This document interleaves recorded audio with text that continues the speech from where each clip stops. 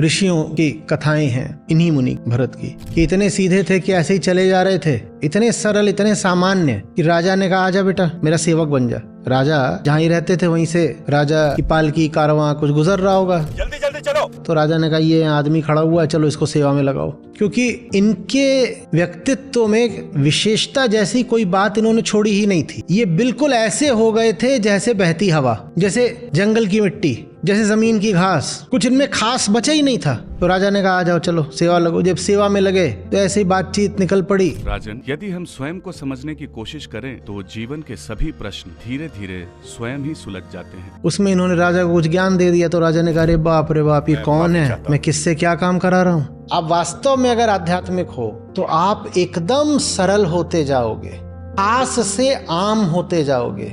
आपके व्यक्तित्व को देखकर पता ही नहीं लगेगा कि आप कौन हो, सड़क का आम आदमी कौन है, सड़क कहाँ है, सड़क पर चलने वाला कहाँ है, सब एक हो जाता है कि जैसे मिट्टी मिट्टी पर चल रही हो। अध्यात्म का मतलब है सारी खासियत हटा दी, अब तो ऐसा हो ही रहा पांव तले की घास।